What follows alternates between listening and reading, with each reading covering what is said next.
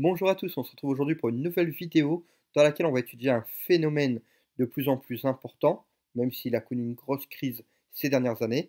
Je vous laisse deviner grâce au graphique. Soit vous l'avez pas, soit vous êtes curieux et vous avez regardé la source. Mais il s'agit du nombre de touristes en millions sur la planète. Et donc on voit bien que le phénomène a explosé entre 1950 et 2016. On est passé de 25 millions de touristes par an en 1950 à 1,2 milliard de touristes par an en 2016. Alors, certes, le graphique s'arrête en 2016 et donc on n'a pas la crise du Covid qui a fait beaucoup de mal à l'industrie touristique, mais ces derniers mois, le tourisme semble repartir encore plus fort. Donc, dans cette vidéo, on va s'intéresser aux différentes formes de tourisme, puisque c'est un thème qu'on évoque à la fois en quatrième, mais aussi un thème qu'on peut évoquer en troisième quand on étudie les espaces productifs en France, puisque le tourisme est l'un des secteurs économiques qui rapporte le plus d'argent à la France.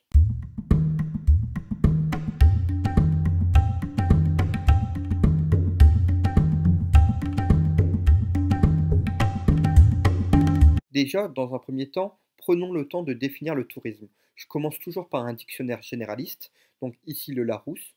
Le tourisme, c'est l'action de voyager, de visiter un site pour le plaisir. Sauf que le Larousse va plus loin dans son explication puisqu'il propose une deuxième définition. Et c'est dans cette deuxième partie, on parle du tourisme comme d'un ensemble d'activités, de techniques mises en œuvre pour les voyages et les séjours d'agrément. Cette définition approfondit le terme de tourisme. Selon l'ONU, le tourisme englobe tout voyage hors du domicile habituel pour au moins une nuit et au plus un an. Sinon, plus d'un an, on passe sur toutes les définitions de migration qu'on a déjà vues dans d'autres vidéos. Et pour tout motif, affaires, vacances, santé. Ça, c'est intéressant. Donc déjà là, on a une temporalité. On parle d'à partir d'une nuit et on parle de tout motif. Enfin, on termine toujours par une définition de géographie.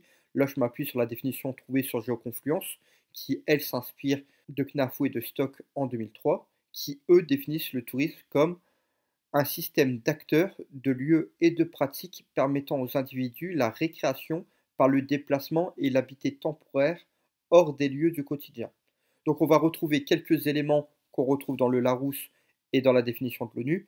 Par contre, on voit que c'est beaucoup plus complet, peut-être un peu trop complet pour des élèves de niveau quatrième, même au lycée c'est un peu compliqué, mais c'est intéressant de voir que finalement c'est tourné différemment, mais on retrouve la même idée. Comme je l'ai dit en introduction, le tourisme explose ces dernières décennies. Donc là, vous avez un graphique qui représente les 30 dernières années.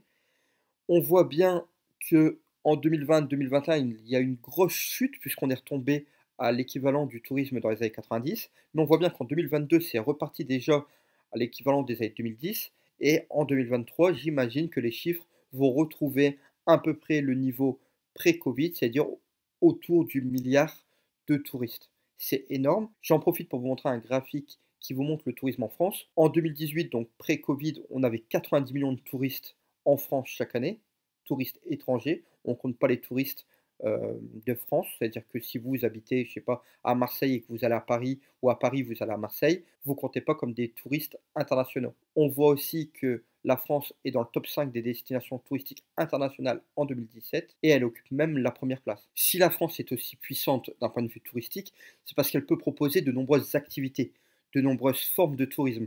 Et donc c'est ce qu'on va présenter dans cette vidéo. Ça va nous permettre de comprendre aussi pourquoi la France attire autant de touristes. C'est parce qu'on peut offrir un panel d'activités de tourisme très varié. La France est capable de s'appuyer sur une diversification touristique importante. Qu'est-ce que c'est que la diversification touristique? C'est quand un territoire arrive à proposer toute l'année une grande variété de pratiques touristiques. Ici, vous avez un exemple avec la montagne. L'hiver, on accueille les sports d'hiver. L'été, on va accueillir du VTT, des randonnées, etc. Et il faut imaginer que la France, dans son ensemble, est capable de proposer de nombreuses activités sur toutes les saisons. C'est ce qui fait notre force. Maintenant, je vais vous présenter les différentes formes de tourisme les plus importantes. On peut diviser les différentes formes de tourisme en trois. Celles qui concernent des lieux, celles qui concernent des activités et celles qui concernent des façons de voyager. J'ai pas pu faire la liste de toutes les formes de tourisme. Chaque touriste pratique le tourisme à sa manière. Mais j'essaie de faire des grandes familles, des grandes catégories. Dans les lieux, par exemple, on a le tourisme urbain. C'est quand vous partez faire du tourisme dans une ville. Vous avez le tourisme rural. Là, c'est dans les espaces ruraux, dans les espaces de faible densité, souvent. Vous avez le tourisme montagnard, qui peut être associé au tourisme rural, puisque ça reste un espace de faible densité.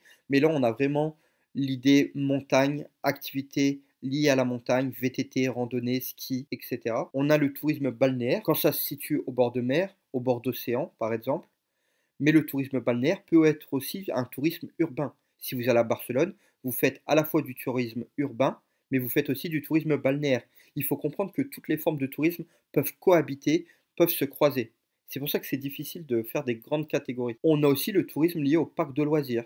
Il y a certains touristes qui parcourent le monde, l'Europe ou même la France, dans le seul but, à chaque vacances, de découvrir des parcs de loisirs. Si on regarde ce petit graphique qui vous montre les parcs d'attractions les plus visités au monde, on a le premier, Magic Kingdom, avec 20 millions de tourisme par an. On voit Disneyland Paris avec 10 millions de touristes par an en dessous. Pour une petite comparaison, voici la liste des sites culturels les plus visités en France. Mais l'idée, c'est quoi? C'est que potentiellement, Disneyland Paris accueille plus de touristes que le Louvre, qui est le lieu culturel le plus visité en France. Donc ça montre bien la puissance des parcs de loisirs. On a aussi le tourisme mémoriel, c'est quand on se rend sur des lieux de mémoire. Je vous ai mis par exemple une photo d'Oradour-sur-Glane en France ou d'Auschwitz en Pologne. Il y a des gens qui voyagent pour se rendre sur ces lieux chargés d'histoire. On a aussi le tourisme religieux. Certaines personnes partent en vacances pour effectuer des pèlerinages. Donc leur but là, c'est pas de faire forcément du tourisme balnéaire, urbain ou rural. Leur but, c'est d'aller sur un lieu religieux. Ça, c'est pour les différentes formes de tourisme liées à un lieu. On va maintenant s'intéresser aux différentes formes de tourisme en lien avec des activités. Par exemple, certains voyagent, peu importe, dans les villes, dans les espaces ruraux, dans les montagnes, dans les espaces balnéaires, mais leur objectif, c'est de pratiquer du sport. C'est ce qu'on appelle le tourisme sportif.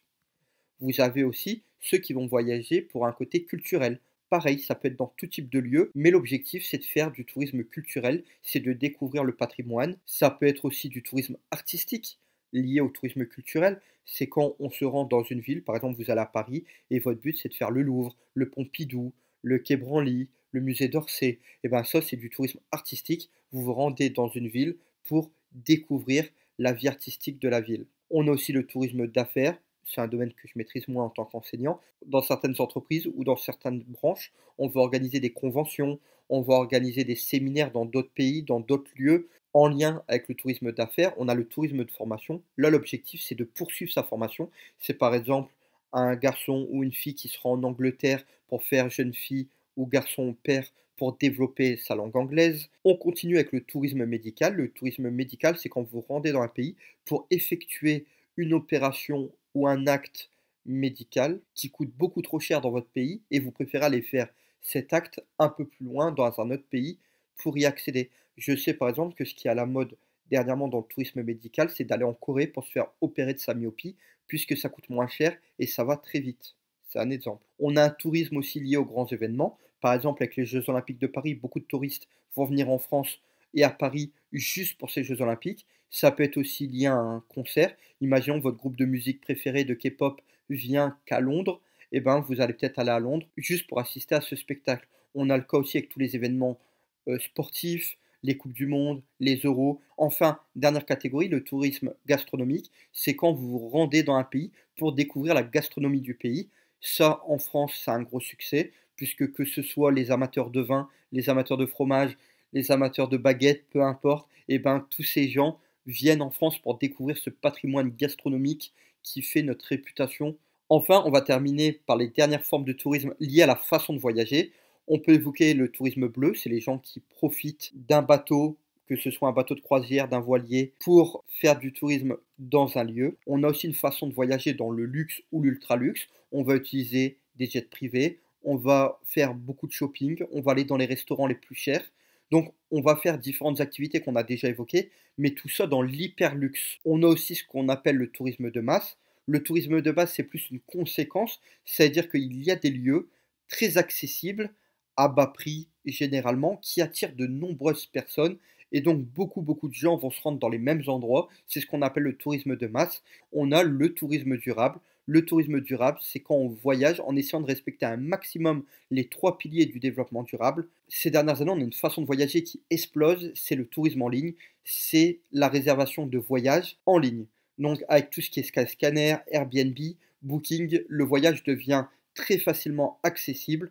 C'est ce qu'on appelle le tourisme en ligne. C'est toutes ces plateformes qui vous permettent de voyager beaucoup plus facilement, qui vous facilitent la vie. Enfin, pour finir, j'aurais pu évoquer plein de façons de voyager. Ceux qui partent voyager en sac à dos, ceux qui partent voyager en van, ceux qui partent voyager en caravane. Donc, ce qui est important de retenir, c'est qu'il y a autant de formes de voyage qu'il y a de tourisme et que ces différentes formes de tourisme se mélangent, cohabitent. Je vous mets les sources utilisées pour cette vidéo. Merci à tous d'avoir suivi cette vidéo jusqu'au bout. N'hésitez pas à vous abonner ou à laisser un commentaire si elle vous a plu. Et nous, on se retrouve bientôt pour une nouvelle vidéo.